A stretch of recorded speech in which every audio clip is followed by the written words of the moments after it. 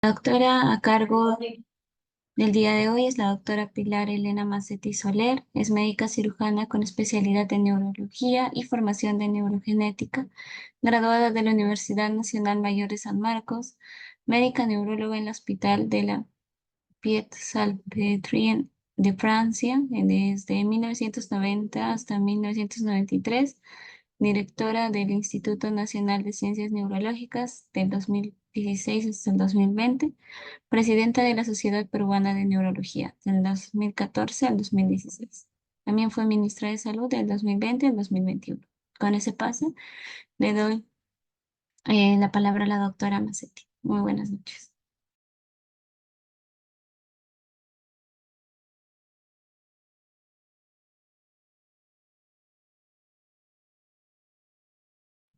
Doctora, ya podemos ver su presentación, sin embargo, aún no la podemos escuchar.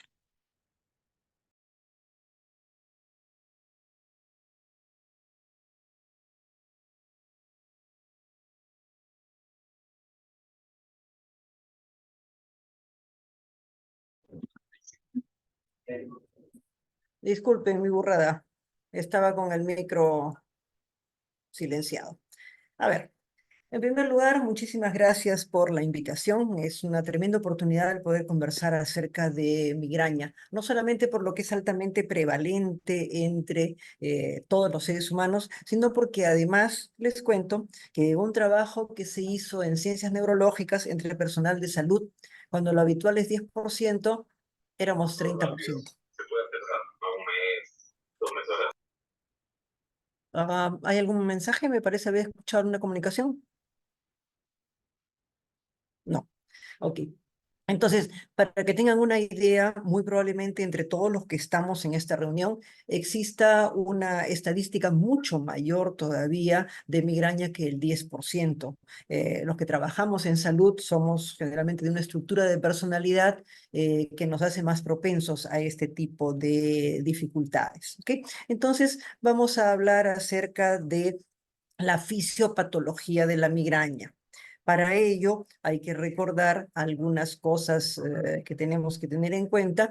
Por ejemplo, el conflicto de intereses. Para empezar, yo tengo migraña, y tengo migraña con aura, y además tengo migraña con aura y signos neurológicos. Como corresponde a un neurólogo, no podía tener una migraña común y corriente.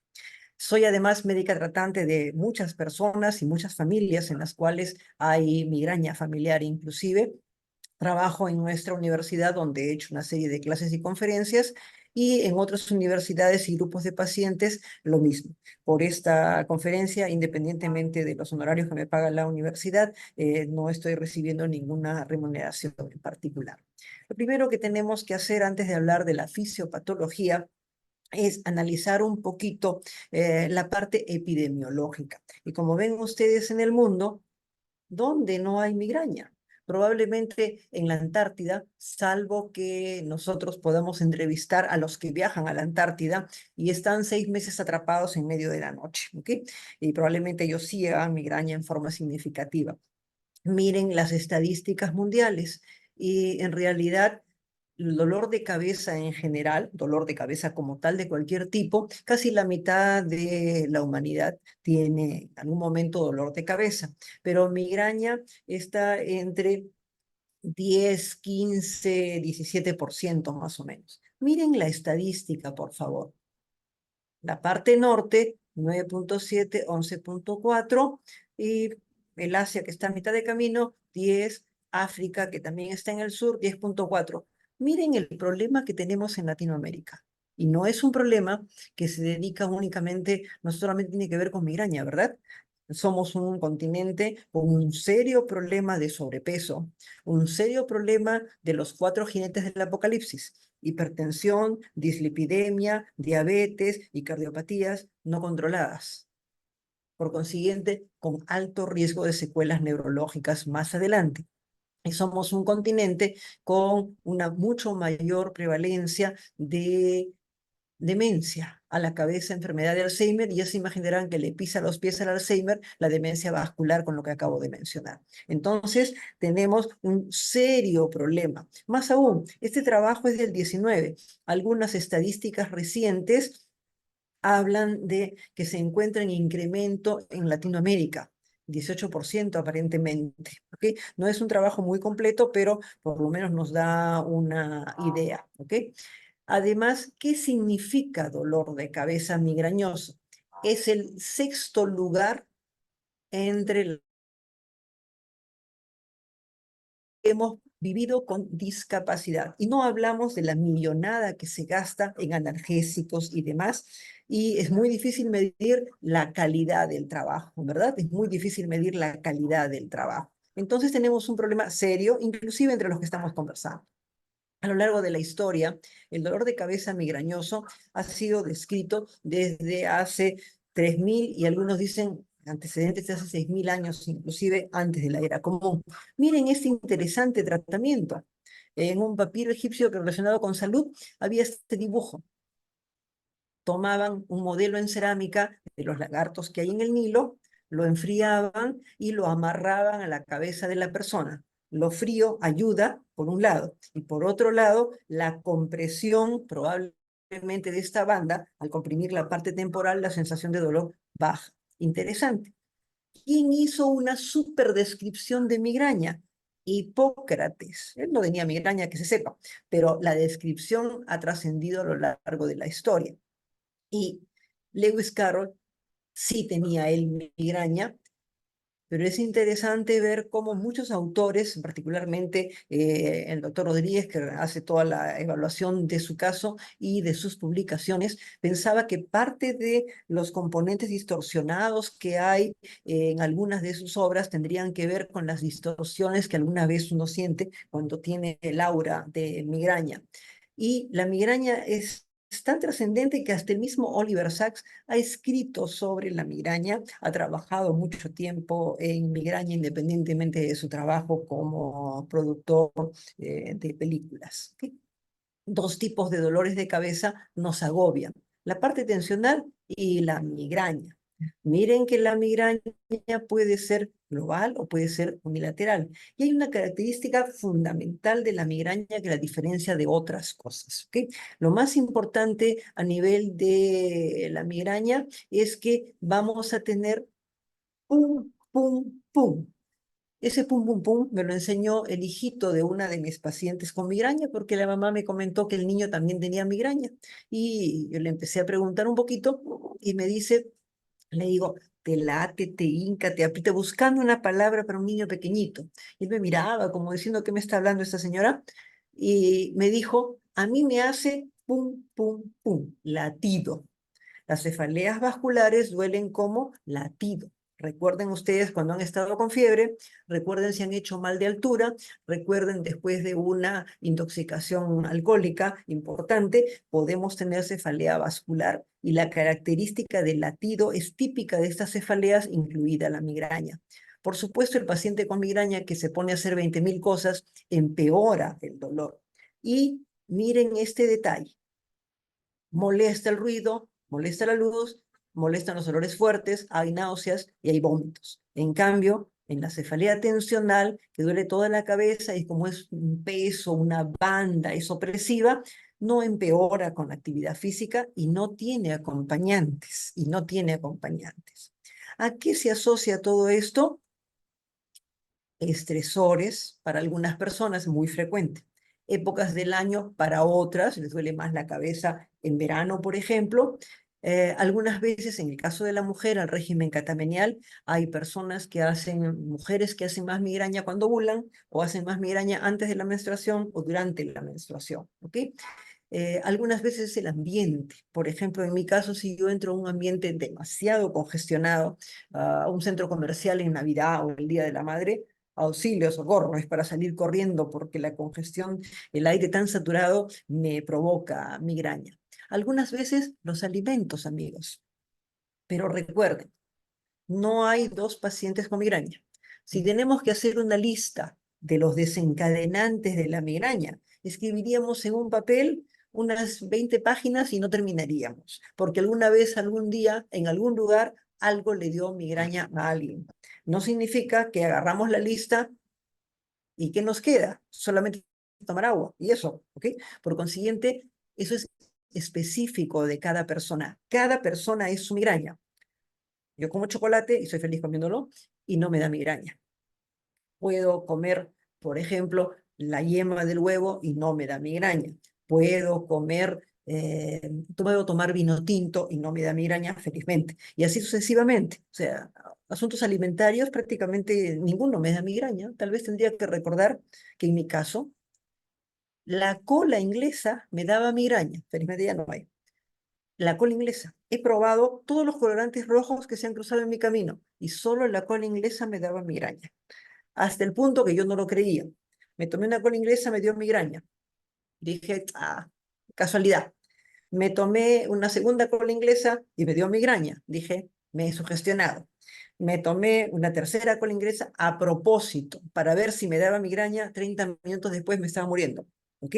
Entonces, a mí la cola inglesa me da migraña. Debe ser algún asunto químico dentro del contenido, de la composición, que nunca pude averiguar porque tienen numeritos. ¿Ok?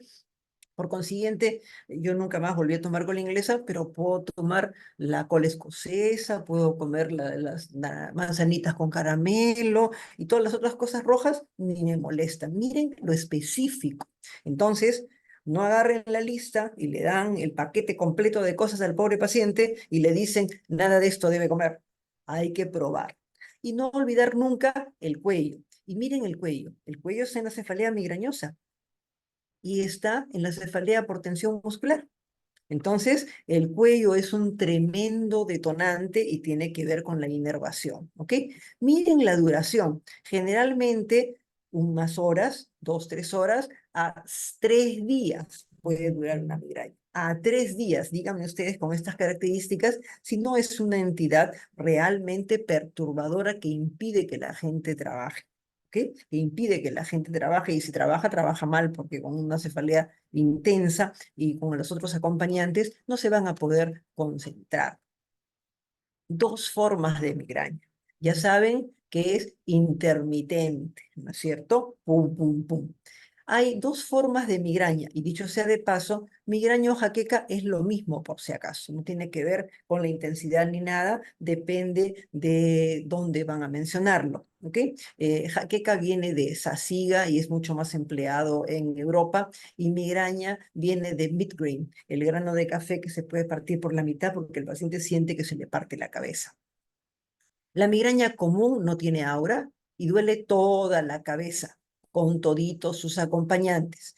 Y muchas veces hay pacientes aislados o puede haber uno que otro miembro de la familia que también tenga dolor de cabeza, pero sin hacer como un heredograma con varias generaciones afectadas. En cambio, la migraña clásica es unilateral y muy frecuentemente con este componente ocular, es de un solo lado, pero por supuesto si está fuerte, se hace global, amigos.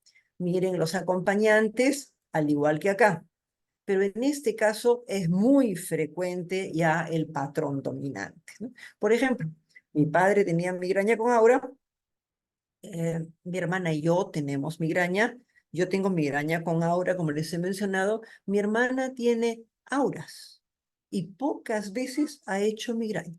Ella tiene aura y pocas veces ha hecho migraña. Pero mi hermana cometió la imprudencia de casarse con un migrañoso de migraña común. Resultado final, mis pobres dos sobrinos, los dos tienen migraña. ¿Ok? Mi sobrinito empezó migraña a los 4 años de edad y me decía, tía, yo veo como pescaditos que pasan por acá, ¿sí? Los escotomas centelleantes, ¿no? Como el brillo de las escamas del pescado, me decía, veo pescaditos que pasan por acá. ¿Sí? Imagínense una criatura de 4 años con esas manifestaciones, ¿verdad? Mi sobrina empezó a los 11 años y ella tiene una migraña común. Entonces, miren toda una familia. Sí, en realidad no hemos podido preguntarle a nuestro perrito ni a nuestros dos gatos si tienen migraña, pero más que seguro que también deben tener migraña, porque todos en la familia adolecemos del mismo asunto. Etapas de la migraña. Algo que anuncia. No todo el mundo tiene prodromos, pero algunas personas ya saben cuándo les va a dar migraña. Y cuando el paciente les diga, yo ya sé cuándo me va a venir, no piensen que el paciente está a Coca-Cola, fatiga, bosteza, cambios en el humor, mayor sensibilidad a una serie de cosas, a veces días antes, y vamos a ver ahora el motivo por el cual esto sucede, aparecen los prodromos. ¿Ok? Una hora antes, más o menos, algunas personas tienen aura. Casi un tercio de los migrañosos tenemos aura. ¿Ok? Son una serie de trastornos visuales. Y aunque vamos a hablar de fisiopatología, recuerden que toda aura no visual se explora. Cada vez que el paciente hace migraña, antes se le cae el párpado, hay que explorar y ver qué cosa es. Cada vez que le va a dar migraña, el paciente nota que la mitad del cuerpo no lo puede mover, hay que ver qué cosa tiene. Cada vez, y así, cuando el paciente les cuenta algo diferente a lo visual, hay que explorar porque puede haber algo sintomático detrás. Y luego viene el dolor de cabeza. Ya saben ustedes las características del dolor de cabeza. Miren ustedes varias horas hasta 3 días. Y miren, por favor, no es tratamiento esta reunión, pero para que tengan una idea de la importancia. Miren cómo los mecanismos de la migraña se van activando hasta llegar al máximo. ¿Qué hace el común de los mortales? Y me imagino que la gran mayoría de los migrañosos que me están escuchando, como el migrañoso tiene una personalidad un tanto fuerte y un tanto pesada, y generalmente lo sabe todo, el migrañoso dice, un ratito más, esta migraña no me va a ganar. ¿Ok? Vamos a ver si se me pasa. Esas son sabias palabras que terminan en emergencia.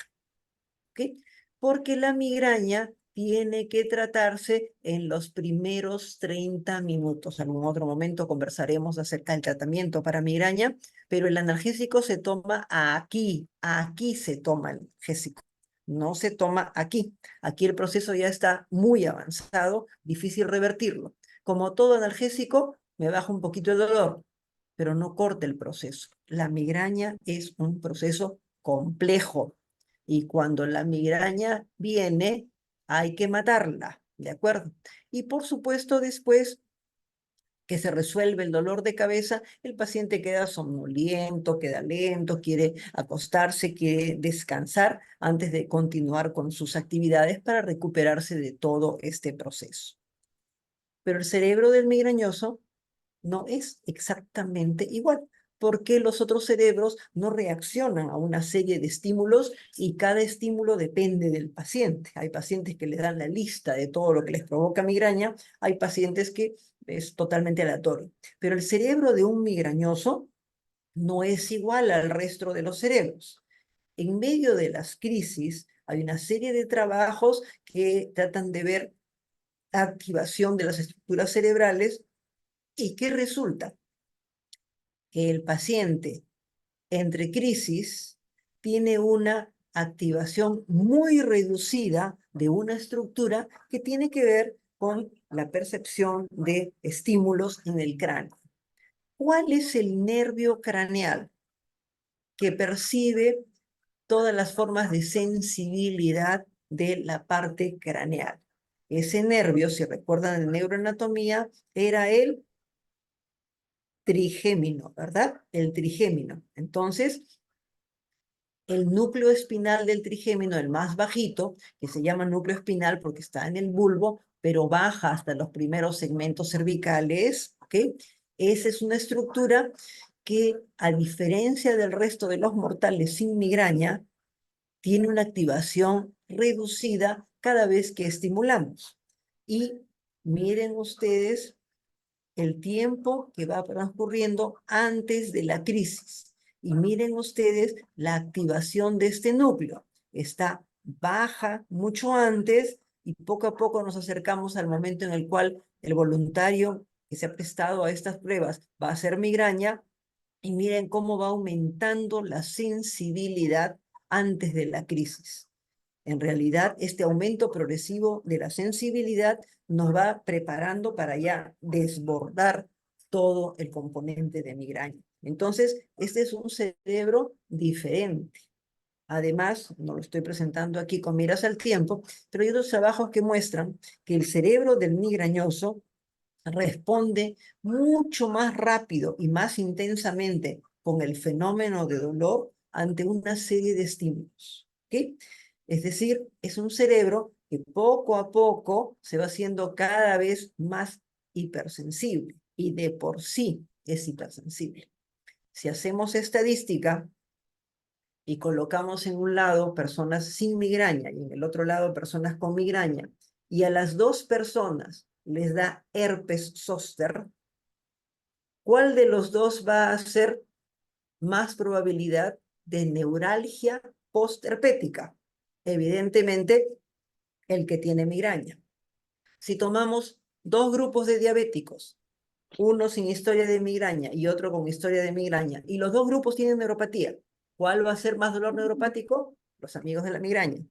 Los migrañosos hacen más dolor neuropático, los migrañosos hacen más neuralgias de cualquier tipo y en general la forma de cronicidad de los dolores persigue un poco más a los migrañosos. Es un cerebro diferente que puede volverse tremendamente sensible a muchas cosas. ¿Qué pasa en el momento de los prodromos? ¿Por qué ocurre este fenómeno tan raro, a veces hasta unos días antes? La persona nota que cambia su estado de ánimo, inclusive su capacidad de hacer actividad física cambia.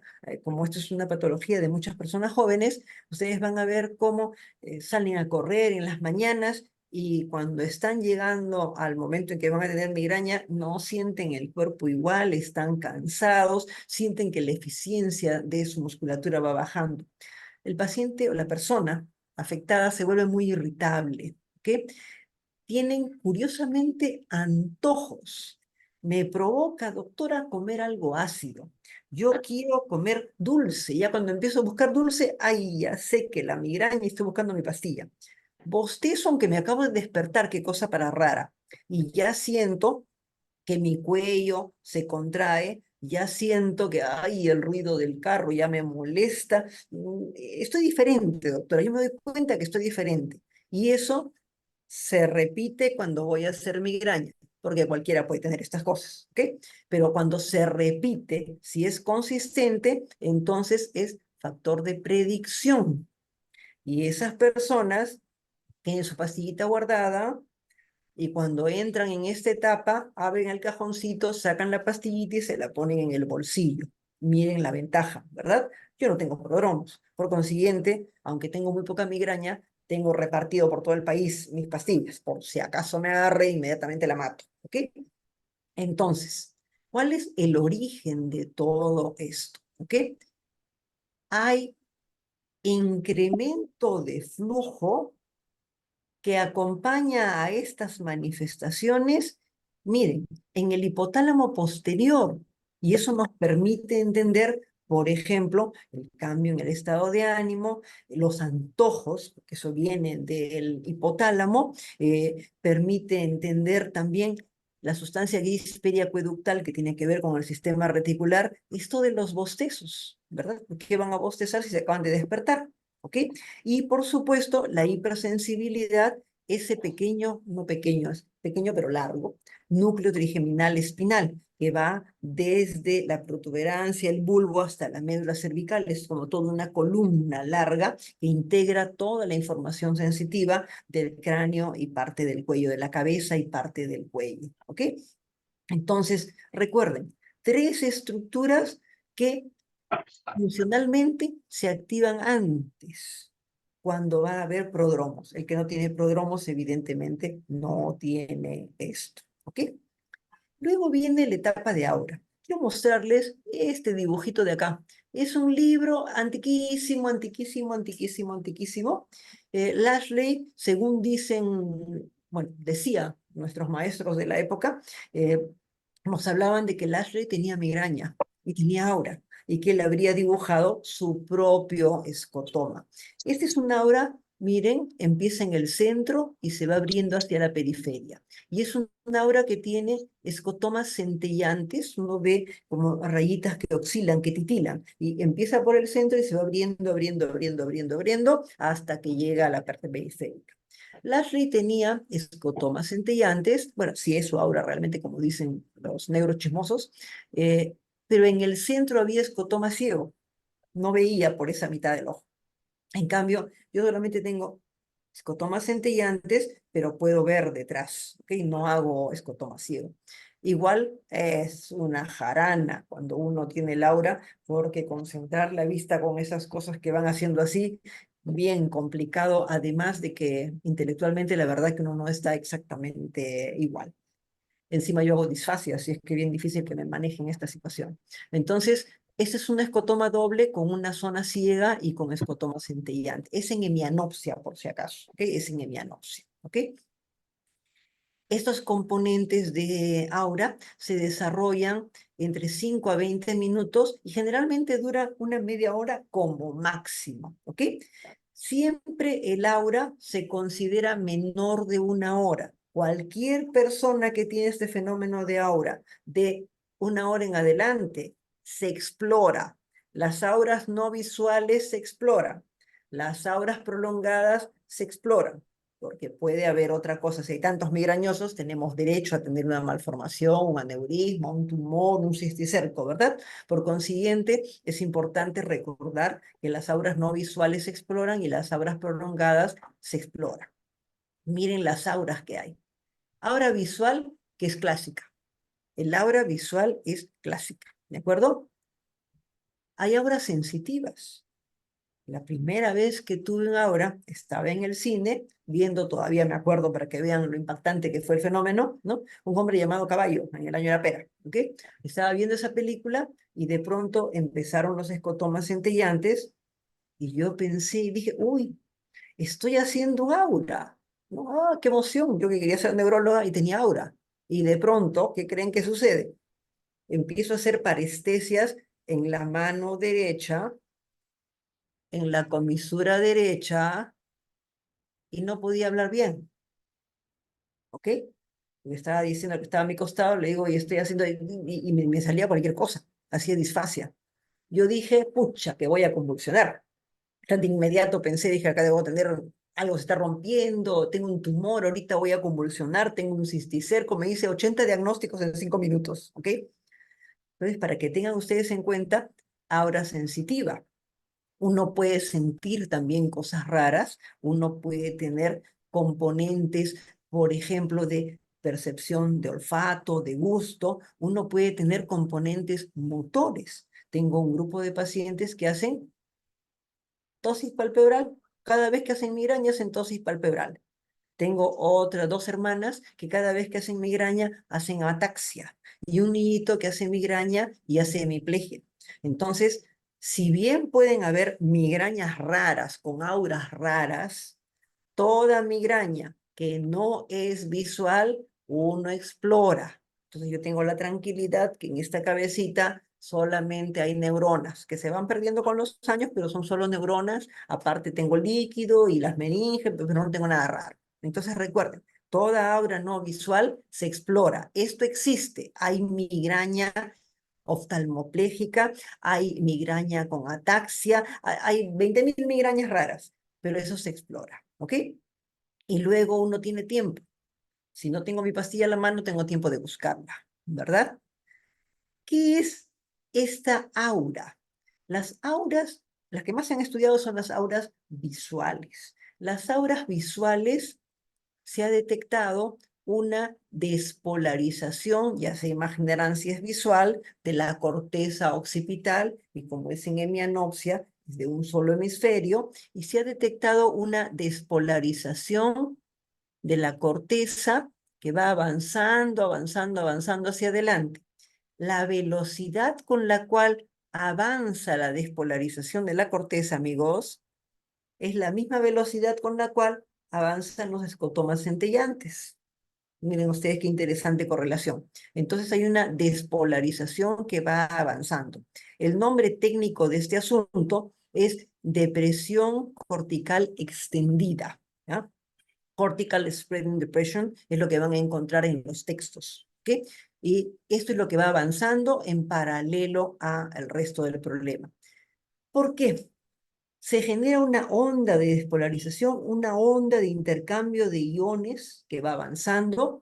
Hay edema en las dendritas por el intercambio de iones. Recuerden que cuando se despolariza la célula, entra sodio. ¿El sodio entra solito? No.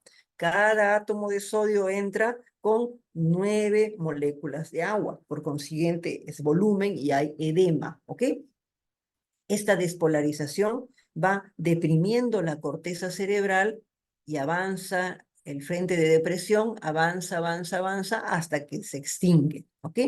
De esta etapa, de una etapa de hiperperfusión se pasa a una hipoperfusión y hay cosas curiosas aquí. Se ha detectado, a pesar de que es una depresión, una despolarización, se ha detectado componentes de hipermetabolismo de glucosa, por ejemplo, y se ha detectado hipoxia. En términos generales, si uno analiza la literatura, se van a dar cuenta que el que tiene aura tiene mucho más riesgo isquémico, ¿ok? Tenemos 2 a 3 veces más riesgo isquémico.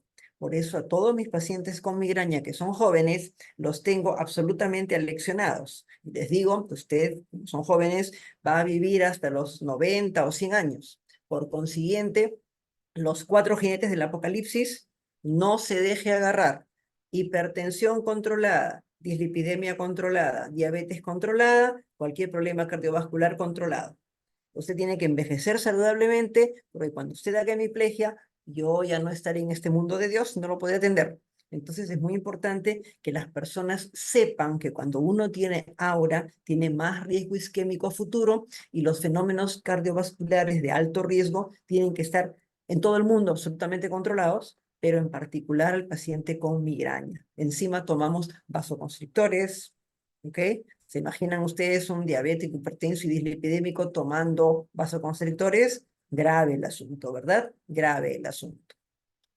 En la parte de cefalea migrañosa, miren ustedes estos esquemas en los cuales estamos viendo el flujo sanguíneo cerebral.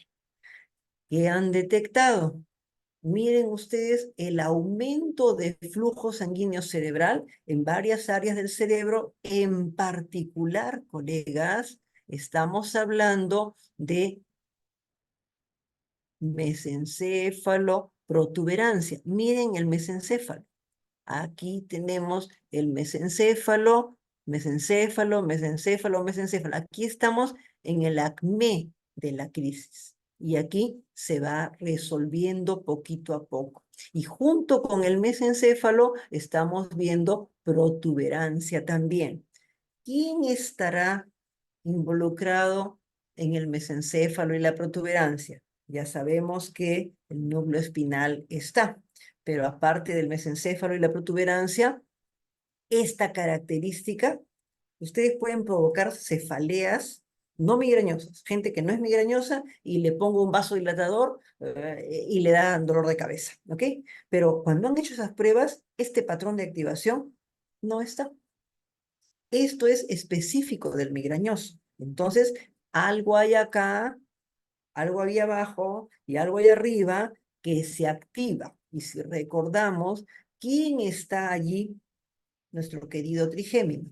Y si la cabeza duele, el trigémino tiene que estar involucrado. El trigémino tiene que estar involucrado. ¿De acuerdo? Analicemos un poquito el componente trigeminal en la migraña, ¿ok? Antes de analizar estas cosas, unos detalles, estoy revisando el chat, disculpe. Ok.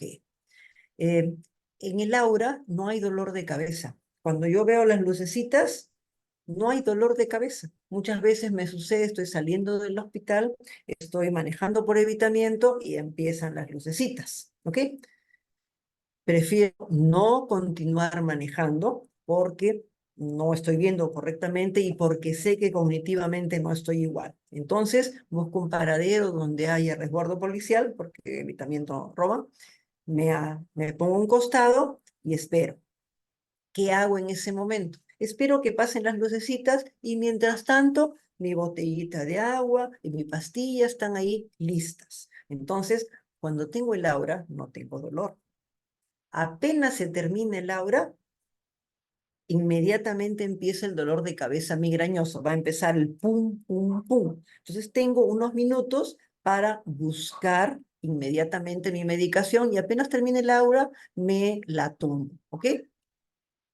Eh, Me están preguntando si existen algunos pacientes que desencadenan migraña porque se exponen a algo en particular. Efectivamente, el contenido de tiramina en algunos quesos, en algunos embutidos, en las salchichas, en el vino, pueden desencadenar migraña, pero cada ser humano es diferente.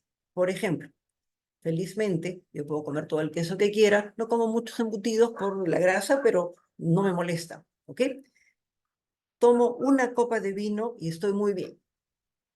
A veces, la segunda copa de vino me puede desencadenar migraña si estoy en una época de mucha migraña. Miren lo particular que es. Tengo otros pacientes que creo que miran la botella de vino y me dicen, doctora, ni hablar, yo ni lo miro el vino porque me da migraña. Y tengo pacientes que me dicen, tomo vino blanco y no me da migraña, solo el vino tinto. Podría ser el componente de tiramina. Mi maestro, el doctor Altamirano, tiene un cerebro detector de whisky bamba. Si él toma whisky correctamente, se toma su vaso de whisky y no pasa nada. Toma el vaso de whisky y le empieza a hablar la cabeza, whisky bamba. Yo le digo, doctor, usted tiene un detector de whisky bamba realmente, ¿ok? Eh, el aura visual pura, como la mía, al principio, ¿ok? No había necesidad de explorarla, porque es visual y clásica, como las manchitas esas que les mostré de Lashley. Pero, por ejemplo, hormigueos, ¿verdad? Disfasia, porque se me confunden las palabras, se me confunden, ¿ok? Hasta el punto que en alguna ocasión tuvimos que ir a algún sitio de altura, y ni me acuerdo cuándo, nos llevó la policía, en el avión de la policía, todavía es cabina altimática. Pero luego para pasar la cordillera y llegar a ese sitio teníamos que ir en helicóptero. Y ustedes saben que los helicópteros, ¿ok? El MI-17 no tiene cabina altimática, ¿ok?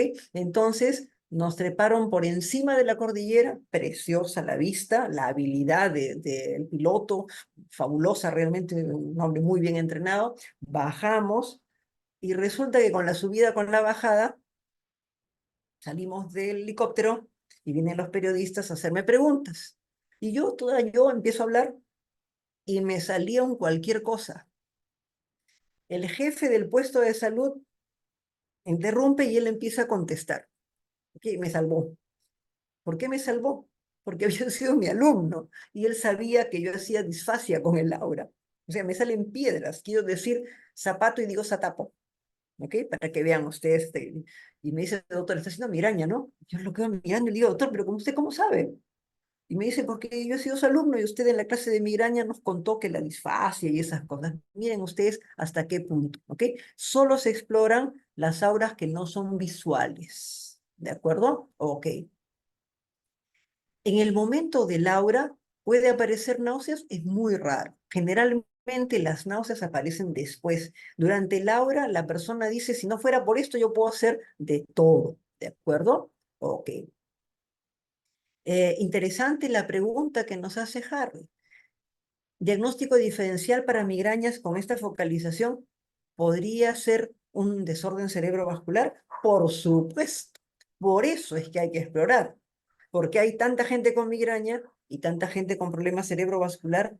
¿Cómo sé yo que no es un migrañoso que piña él, encima está haciendo un problema cerebrovascular, ¿verdad? Ok, entonces es por eso. Recuerden, todo signo focal en neurología se explora. Una hemiplegia se explora, un solo párpado caído se explora, una parálisis de la mitad de la cara que parece central se explora y así sucesivamente. ¿Ok? Todo lo que es focal se explora. ¿Cómo sería el aura sensitiva? Esto que les conté. Parestesias. Ahorita podría estar haciendo yo parestesias, ustedes no se van a dar cuenta, ¿verdad? Porque es personal. Y sensorial es olfatoria, gustativa, auditiva. ¿Ok? Cualquiera de ellas son manifestaciones de tipo eh, componentes de tipo vascular y de ciertas áreas del cerebro que se activan en esos momentos. Me pregunta si existe una relación directa entre el trigémino y la migraña común o la migraña clásica. En realidad, como entidades clínicas, no, pero la presencia en gente migrañosa, la mayor facilidad para hacer neuralgias, neuralgia del trigémino incluida, ¿ok? Cualquier neuralgia, en realidad está descrito. ¿Por qué? Por los mecanismos de hipersensibilidad central. Un cerebro migrañoso es un cerebro hipersensible, ¿ok? Es un cerebro hipersensible. Por consiguiente, así como hace migraña, puede hacer otras cosas, otros dolores neuropáticos o neurálgicos. Muy bien, hemos avanzado hasta aquí con las preguntas para no perder el contexto. Y analicemos un poquito el nervio trigémino. El trigémino es un nervio fascinante. En realidad, si analizamos nosotros el trigémino, recordamos que hay un ganglio del trigémino, ¿ok? Este ganglio trigeminal va a tener información de todo el rostro, ¿verdad? Las tres ramas del trigémino, pero ven que yo tengo que hacer así, ¿verdad? Mi dedito chiquito, ¿ok? ¿Para qué sirve mi dedito chiquito así volteado? Porque existe, les cuento, la rama recurrente meningea. Entonces, tiempo atrás, cuando el doctor Cuba estaba con nosotros, yo era alumna, y en la época de huelga de San Marcos, me iba caminando por Ancash hasta el hospital y me pasaba 2, 3 meses dentro del hospital porque me encantaba neuro, ¿ok? Entonces yo era alumna. Por consiguiente, en el hospital, corriente francesa, se sienta todo el mundo en orden de categorías. El doctor Cuba, el doctor Sagasti, el doctor Altamirano, el doctor Castro, el doctor Torres, y en la última banquita estaba yo. Entonces, Cuba se levanta y empieza. ¿Cuántas ramas tiene el trigémino? Y todo el mundo, tres. ¿Ramas del trigémino? Tres. Sí, todo el mundo con su cara así de furiosa. Y todo el mundo, tres, tres, tres. Y yo estaba en la colita. Ramas del trigémino. Y yo le digo, cuatro. Todos me miraron como si a mí me hubiera dado el estado hiperdopaminérgico, o sea, me hubiera vuelto loca. ¿Ok? Resultado final, el doctor Cuba, furioso, se regresa a su sitio. Yo dije, me va a matar. Córranse un asiento. Pilar, siéntate a mi lado. Me pasó para adelante, porque resulta que él también había leído, y yo lo leí en el testit de pura casualidad. Revisando el testit en aquellos tiempos que había que ir a la biblioteca y sacar el librote y todas esas cosas, yo leí en la parte de abajito que había una cuarta ramita, que es, como yo siempre digo, mi dedo meñique para adentro, la rama recurrente meningea. Y la rama recurrente meningea inerva los vasos meningeos, que son los que se vasodilatan y nos duele la cabeza, y son los que inervan los vasos superficiales, que se vasodilatan también cuando estamos con dolor de cabeza. Miren lo interesante de esta ramita. Aparte de eso, por supuesto, el ganglio trigeminal recibe las tres ramas importantes. Por eso, si yo tengo una muela picada, un absceso dental, la emergencia del quinto molar, si yo tengo sinusitis, si yo tengo otitis, si yo tengo una conjuntivitis de la gran flauta, ¿ok? Todas esas cosas activan migraña. No están esas ramitas acá, están poniendo las más importantes, las que están en relación con el vaso sanguíneo, pero miren ustedes cómo el ganglio trigeminal va a inervar vasitos, ¿ok?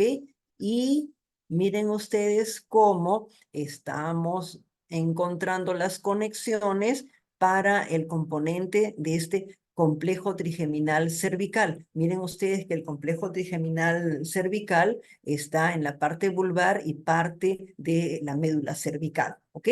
Y además, este mismo complejo no solo percibe, sino que además a través del ganglio esfenopalatino vamos a tener nosotros la inervación motora, ¿ok?, de este componente. Entonces, estamos teniendo un componente de llegada de información y un componente de salida de información para detectar cualquier cambio y para hacer cualquier modificación. Además de esto, esta es la primera neuronita y llega acá. Como todavía sensitiva, ¿recuerdan? 3 neuronas. Primera neurona, núcleo. cuerpito. Segunda neurona. ¿A dónde iban todas las segundas neuronas sensitivas? Al portero del sistema nervioso, el tálamo. Y las terceras neuronas van a la corteza. Entonces, miren ustedes cómo tenemos información que puede llegar desde los vasos sanguíneos o salir hacia los vasos sanguíneos, percibir una vasodilatación o provocar una vasodilatación. Y esta información va a llegar desde el punto de vista sensitivo como corresponde al tálamo y del tálamo a la corteza, y esta información trigeminal va a actuar sobre áreas motoras, sobre áreas sensitivas, sobre áreas visuales y sobre áreas de la corteza más profundas y antiguas que tienen que ver con el comportamiento, con la capacidad de reaccionar a los estímulos. Entonces, ¿por dónde podría comenzar la migraña? Podría comenzar en algún momento por la depresión cortical expandida y empezar y avanzar y llevar información hasta abajo y dilatar. Podría empezar dilatando, llevar aquí la información y perpetuar la dilatación. Podría, además, cualquier tipo de estímulo que termine llegando a estas segundas neuronas, activar el locus ceruleus, la somnolencia, la irritabilidad, activar el hipotálamo, la hipersensibilidad, activar la irritabilidad y la somnolencia también, la sustancia gris periacueductal. ¿Ok? Entonces, como ven ustedes, ¿por dónde podría empezar la migraña? ¿Por la periferia? ¿Por la corteza? ¿O por el tronco? Cualquiera de estos lugares podrían activar migraña, ¿verdad? Cualquiera de ellos podría activar migraña. No está el componente descendente desde la corteza hacia el trigémino, ¿ok? Y un detalle muy interesante, porque habrán visto ustedes en familiares o personas cercanas a ustedes mismos con migraña, que las épocas de migraña pueden cambiar, que las circunstancias de la migraña pueden cambiar. De tal manera que nosotros podemos tener épocas de la vida en que la migraña está bien controlada y épocas de la vida en que se dispara y es una desgracia, ¿verdad? Por ejemplo, la primera vez que trabajé en el Ministerio de Salud en el 2004, 2005 y 2006, no me cambió la migraña, tenía una migraña al mes tranquila, pero luego fui a trabajar al Ministerio del Interior y el Ministerio del Interior es otra cosa en el sentido, si hay estrés en el Ministerio de Salud, el Ministerio del Interior, a veces me pasaba 2, 3 días sin poder salir del ministerio. Y ahí de pronto me di cuenta que tenía una migraña por semana. Y eso es inaudito en mí, no hay cuestión de que yo tenga una migraña por semana, ¿ok? Por consiguiente, tenía que modular el componente de estresores. ¿Qué hice? En lugar de correr media hora y corría 4 kilómetros, empecé a correr una hora entera y corría ya 8 kilómetros, ¿ok? Y con eso se fue la migraña. Entonces, miren cómo hay épocas, ¿ok? ¿Cómo así puede ser esto? Recuerden ustedes que los estímulos sensoriales y los estímulos emocionales tienen conexiones indirectas o conexiones directas con el trigémino. Miren todos los componentes desde la corteza sensitiva que están llegando al hipotálamo y desde el hipotálamo se están disparando a las estructuras que tienen que ver con migraña. Miren ustedes cómo este tipo de componentes pueden influir de tal manera que si yo me estreso, aumenta la migraña. Si yo me desestreso y me relajo, disminuye la migraña. Y aquí no hay tiempo para hacerlo todo, pero piensen en el cuello. Si el cuello se contrae, si ustedes ven un paciente con migraña y no le han examinado al cuello, han hecho la mitad del trabajo, porque migraña crónica generalmente viene con el cuello contraído. Y ahí viene la pregunta del año, ¿verdad? ¿Qué fue primero, el huevo o la gallina? ¿Verdad? No tenemos cómo saber qué fue primero. Algunas veces hay pacientes que se les va contrayendo el cuello por estrés y activan migraña. Y hay pacientes que activan migraña y tanta migraña tienen que se les contrae el cuello y se genera un círculo vicioso.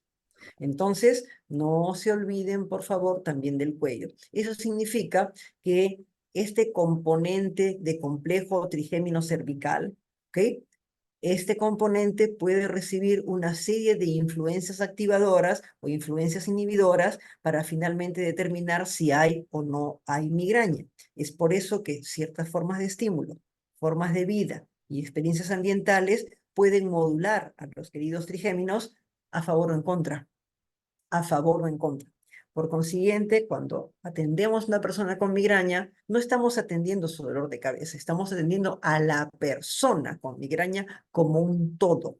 Y si no sabemos qué hace, cómo lo hace, su forma de reaccionar, cómo está su cuello, ya saben, es la mitad del trabajo que hemos hecho. Es por eso que es muy importante entender todo lo que puede ayudarnos y contrarrestar los estímulos inadecuados sobre el trigémino. ¿Ok?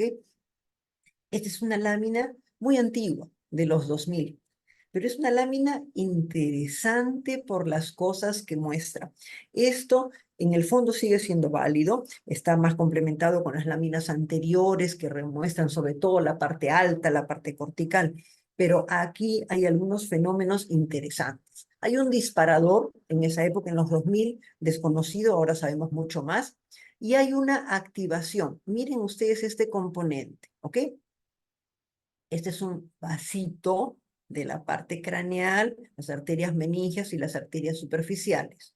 Esta es la inervación vascular del querido trigémino. Este es el ganglio del trigémino y aquí está entrando, en latín, el núcleo caudalis, es el núcleo espinal, el que hemos visto antes del trigémino. ¿Ok? Entonces, algo dispara, se activa el componente de nervio trigeminal, se liberan una serie de péptidos que vasodilatan y hay una conducción en sentido natural. Lo sensitivo va de afuera para adentro. Entonces, hay una conducción ortodrómica en verde que estimula el núcleo espinal del trigémino, el centro espinal del trigémino, y va subiendo al tálamo. Y aquí hace ver la activación autonómica, la activación del centro de las náuseas y vómitos, e inclusive se puede activar el centro vestibular y hacer mareo o vértigo, según sea el caso. ¿Okay? Y finalmente llega a la corteza, donde en las zonas más antiguas de la corteza, las que están por encima del cuerpo calloso y una pequeña partecita por fuera, se activa la percepción de dolor. Por otro lado, también podemos encontrar nosotros componentes que tienen que ver con la conducción más bien antidrómica, que va a determinar que los axones perivasculares del trigémino y la vasodilatación, ojo, mecánicamente termina nuevamente activando los vasos sanguíneos y llevando información, ahora sí, en sentido ortodrómico. Entonces, miren cómo se juntan las características. ¿Okay? Y la vasodilatación que se genera es una vasodilatación tan importante que inclusive se ha demostrado que las estructuras más periféricas que no tienen barrera, hay extravasación de plasma durante la migraña. ¿Okay? Por eso es que la persona se toca las arterias temporales superficiales y inmediatamente yo les enseño a los pacientes a reconocer. Y cuando hay un solo lado, yo toco el lado que está bien y el lado que está mal y siento la diferencia en el diámetro. Miren lo interesante. Siento la diferencia en el diámetro. Algunas personas pueden hacer activación de migraña y se activa cada vez más y se activa cada vez más y se activa y se activa y se activa y terminan con migraña crónica, a veces inclusive diaria.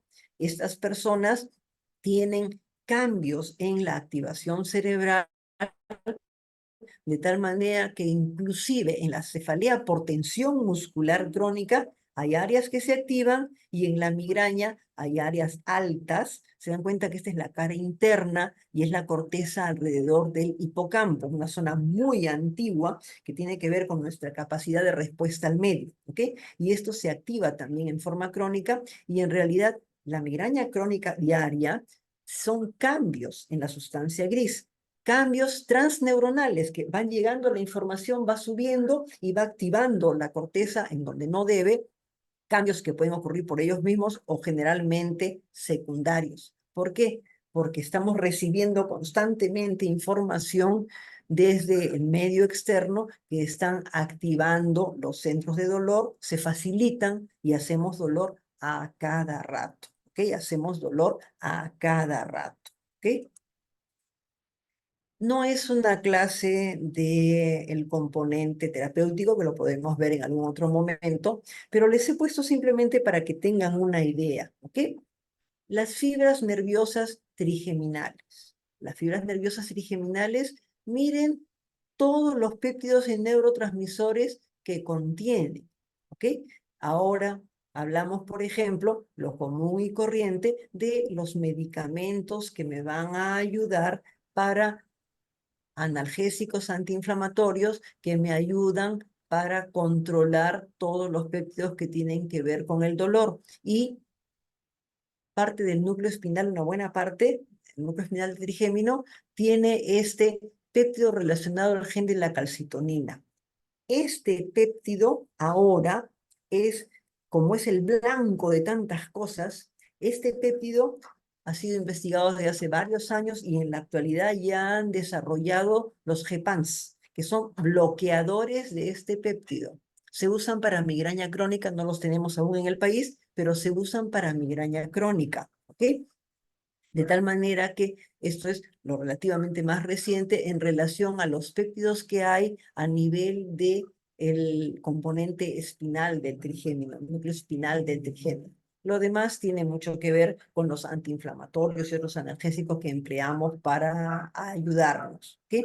Y tenemos una serie de componentes que tienen que ver tanto con la inervación parasimpática como con la inervación simpática. La inervación parasimpática abre nuestros vasos y la inervación simpática en superficie cierra nuestros vasos, ¿ok? En superficie.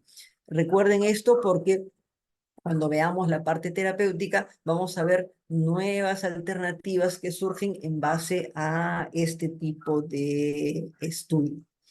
Eso significa, ya les he dicho que no vamos a hablar de terapéutica, pero les doy una idea general en esta parte final, es qué podemos hacer. Entonces, recordemos, esto no es, lo que vamos a hacer, no es como el semáforo en nuestro país. ¿Qué pensamos del semáforo? Vemos el semáforo y decimos, vamos a ver si lo obedezco el semáforo. De repente le hago una trampita al semáforo, ¿verdad? Eso es lo que es son un poco borricos, piensan sobre el semáforo. En realidad el semáforo se ha hecho para obedecerlo, ¿verdad? Aunque sea medianoche y no haya nadie a millas a la redonda, el semáforo se ha hecho para obedecerlo. Sin embargo, aquí todos decimos, vamos a ver, las reglas para la migraña se obedecen, ¿ok? Y he puesto dos oficiales generales mujeres, justamente por eso, para el dicho sea de paso, son las dos primeras mujeres que han sido generales en la Policía Nacional, ¿ok? Entonces, las reglas de la migraña se han hecho, colegas, para obedecerlas, no para ver si, para obedecerlas. El paciente migrañoso tiene que ser educado para que salga bien de este lío. La pastillita no es mágica. Y el paciente no es solamente dolor de cabeza, se han dado cuenta que es un todo bien complicado. ¿Cuál es la regla? Debo tener 1 a 2 migrañas al mes. Si tengo más, hay que frenar la migraña. Siguiente asunto. Cuando llega la migraña, alguien tiene que morir. Mejor que muera la migraña, ¿verdad? ¿Para qué nos vamos a morir nosotros? Entonces, la medicación se toma en los primeros 30 minutos. Y yo les digo a los pacientes, y si usted la toma después y le da dolor de cabeza, no me llame porque es su culpa, ¿ok? No me llame porque es su culpa. Los analgésicos generan migraña crónica diaria, les cuento, se vuelven contra el paciente. Y si uno toma más de 10 dosis de analgésico en todo el mes, garantizado que va a necesitar consulta con un neurólogo porque va a terminar activando su migraña. ¿Ok? En primer año de residencia, yo tuve migraña crónica diaria con el estrés de la residencia, las guardias y el doctor Cuba, que era medio terrible. Resultado final es que terminé teniendo migraña cada rato. ¿Y por qué? Doctor Cuba, me duele mi cabeza. De su bolsillo, toma, hijita, una muestra. Doctor Altamirano, toma una muestra. Doctor Castro, toma una muestra. Y todo el mundo me daba muestras. Y yo tomaba analgésicos a diestra y siniestra, sobre todo ergotamina, que se usaba mucho en esa época, que es el mejor productor de migraña crónica diaria cuando uno toma mucho. ¿Ok? Por consiguiente, nunca más de 10 dosis de analgésico al mes. Recuerden, no hay la migraña. Hay varias migrañas de acuerdo a la cantidad de pacientes que tengan. Cada paciente tiene su migraña, su sensibilidad, sus detonantes, su manejo. ¿Ok? ¿Y cuál es el mejor medicamento para migraña? No es necesariamente el Gepant, no es necesariamente un triptán que me cuesta como casi 20 soles cada pastilla, no es el sencillito paracetamol que todo el mundo lo mira feo, ¿no es cierto? El mejor medicamento es el que corta la migraña, ¿ok? Es el medicamento que va a cortar la migraña. Por eso es tan importante que todo el mundo tenga claro este componente de conocer realmente la migraña para poder tener una idea clara, ¿ok? Ah, tengo acá algunas preguntas. Una migraña con sintomatología muy intensa podría ser el preludio de una hemorragia subaracnoidea, sobre todo en pacientes jóvenes. Interesante observación la de César. Si yo estoy aquí contándoles todo esto y les he contado cómo es mi migraña, y ustedes están de guardia, y de pronto yo llego, después de todo lo que les he contado, agarrándome la cabeza así, y les digo, en medio de mi dolor, yo estaba haciendo clase y de pronto sentí que me estallaba la cabeza. Yo tengo migraña con aura y signos neurológicos. ¿Eso es migraña? No olviden, migraña que cambia, ¿ok? Migraña que cambia. Cuando el paciente les dice, a mí me duele la cabeza, pero así nunca me ha dolido.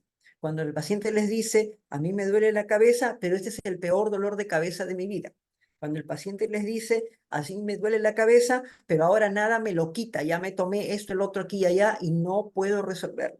Entonces, una cefalea que cambia, cambia por algo y el migrañoso tiene derecho a hacer hemorragia subaracnoidea, tiene derecho a portar un aneurisma desde chiquito que ha ido creciendo y de pronto un día hace plop, ¿de acuerdo? Entonces, la función del médico es siempre pensar en el peor diagnóstico posible y por qué puede ser y puede no ser el peor diagnóstico posible. Es una pregunta muy interesante. El uso de los epónimos, me pregunta César, eh, ganglio de Gasser, ¿ok? Eh, es la denominación antigua. Recuerden, un epónimo es una forma de dar homenaje a una persona, ¿ok? Supónganse que hubiera la enfermedad de Macetti, ¿no es cierto? Entonces yo diría, se pucha, que es la enfermedad de Macetti, todo el mundo se acuerda de mí, pero en realidad, ¿qué les dice eso? ¿Qué les dice? Con el debido respeto al doctor Gasser y sus autopsias y sus disecciones, ¿qué les dice? Nada. En cambio, si yo hablo del ganglio del trigémino, ya todo el mundo sabe que es el quinto nervio, ¿verdad? Del trigémino, ¿ok? Por lo menos me orienta. Si yo utilizo un epónimo, es un honor a la persona que ha hecho el descubrimiento, pero en realidad, la verdad, sensu estricto, no nos dice mucho al respecto. Es por eso que yo menciono los epónimos, porque todavía siguen preguntando en los exámenes, pero en realidad no debiéramos utilizar epónimos con todas las disculpas a los descubridores que tanto han sacrificado y que muchas veces han tenido que trabajar en condiciones tremendamente difíciles. Pero en realidad, desde el punto de vista didáctico, lo ideal sería que empleemos algo más descriptivo, ¿verdad? Algo mucho más descriptivo, ¿ok? Muy bien. Ok, amigos. Entonces, recordemos en particular que hay una vida para las personas, los presentes y los que vean en el futuro, con migraña ocasional, que es como debiera ser. Los migrañosos, la personalidad del migrañoso que se discute mucho si hay o no hay, pero la experiencia me ha hecho pensar que podría ser algo válido. El migrañoso generalmente es una persona que trabaja mucho, que tiene mucha energía. Muchas veces los adictos al trabajo están entre los migrañosos sobre todo. Es una persona que tiene una personalidad muy proactiva y demás. Y yo creo que es muy importante que el migrañoso esté bien. Y bromeo con respecto a la administración pública y digo, si el país sigue funcionando es porque en la administración pública debe haber muchos migrañosos que mantienen el sistema. ¿Ok?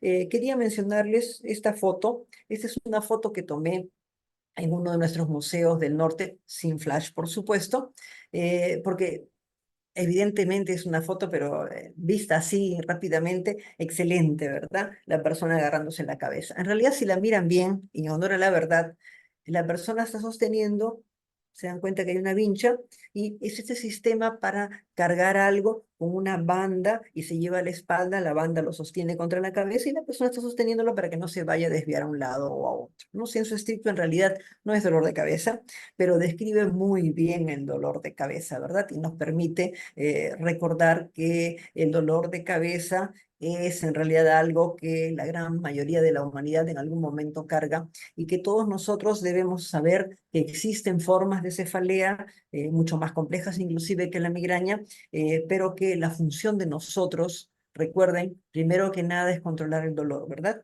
Entonces, pensemos siempre en aliviar el dolor del paciente y recordemos que la migraña nos hace ver que cada paciente es un mundo, que no hay dos pacientes iguales y que no tratamos el dolor de cabeza. Nosotros atendemos a la persona. ¿Okay? Nosotros atendemos a la persona para que la persona pueda estar en buenas condiciones. ¿Okay? Muy bien, amigos. Muchísimas gracias entonces por su atención y si hay alguna otra pregunta, estoy a su disposición. Doctora Macetti, buenas noches. Disculpe, Hola. ¿algún comentario sobre la cefalea en racimos? ¿Es más común en varones, en fumadores? La cefalea en racimos es considerada una cefalea trigémino vascular, ¿ok? Algunos dicen que es el non plus ultra de la migraña. Está dentro de las cefaleas trigémino vasculares. El dolor de cabeza de este tipo, para empezar, pregunta de examen, tiene 800 epónimos. La cefalea de Horton, la lista es kilométrica realmente, ¿ok? Es un dolor de cabeza que afecta, muy raro, felizmente, sobre todo a varones. ¿Ok? Cefalea en racimos, acuminada, de Horton, trigémino vascular y una lista kilométrica de nombres. Hombre, dolor Gracias, doctora. ocular como una punzada que lo atraviesa. Y ustedes ven llegar a los hombres que nunca gritan, ¡ay! Agarrándose el ojo. Si logran quitarle la mano, van a ver el diagnóstico. Tosis palpebral, miosis en oftalmos, se enrojece la zona, lagrimea ese ojo y hay rinorrea por la narina correspondiente. ¿Y cómo es el patrón? 2 años perfecto, entra en cefalea acuminada y en un solo día puede tener 5 o 6 episodios de media hora. Puede durar 2 a 3 meses. ¿Se dan cuenta? La perturbación tremenda para la vida de la persona. Es sumamente difícil porque la persona se ve inutilizado. ¿Qué hace durante ese tiempo, verdad? Y detallito interesante. Llega el paciente y le pongo un tramadol endovenoso. Segundo episodio, ya no le puedo poner otro muy cerca, ¿verdad? Le pondré un ketorolaco. Y así, ¿podemos poner 6 a 8 dosis de analgésico endovenoso? No, ¿verdad? Y si nos demoramos mucho en pedirlo y en armarlo, ya se acabó el dolor de cabeza. Entonces, es un problema serio.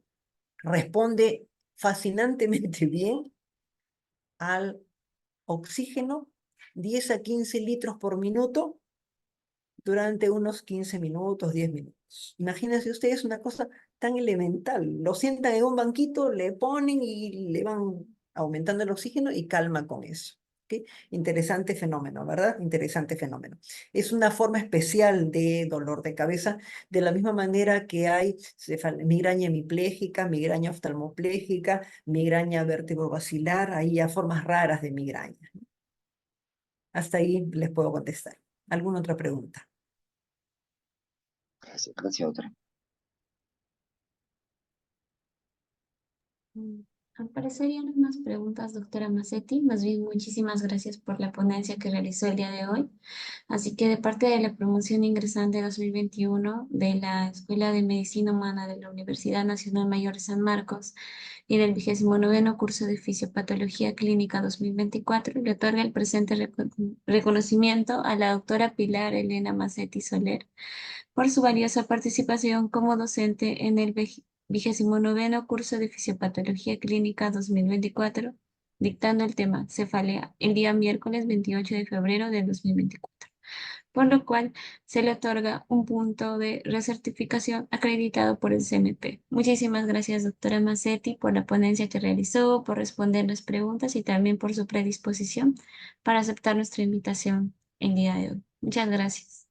Muchas gracias también. Espero que nos podamos ver en el momento en que encontremos un momento para discutir un caso clínico interesante y quién sabe más adelante podamos hablar también de terapéutica en migraña, que es también muy interesante y es importante que recordemos que tratamos personas, no solamente en dolor de cabeza. Muchas gracias a todos. Que tengan buena noche. Muchas gracias, doctora. Adiós. Listo, chicos. La siguiente